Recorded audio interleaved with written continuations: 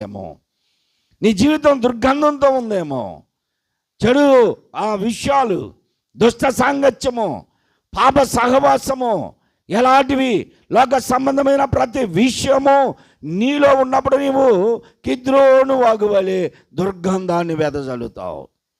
పక్కనే పరిశుద్ధమైనటువంటి దేవాలయం ఉంది, అయినా దేవాలయం ముందే ఉంది కిద్రోను వాగు.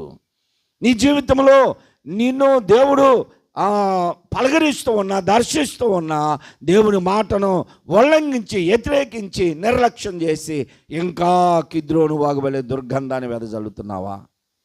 అలాగైతే దాన్ని దాటి బయటికి రా, దానిని దాటి బయటికి రావాలి. యోషియా అనేటువంటి రాజు 8 సంవత్సరాల వయసులో రాజుగా సింహాసనం మీద కూర్చున్నాడు. యుక్త వయసు వచ్చిన తర్వాత 18 సంవత్సరాల వయసు వచ్చిన తర్వాత దేవాలయం కూర్చొని ఆలోచన చేస్తే అందులో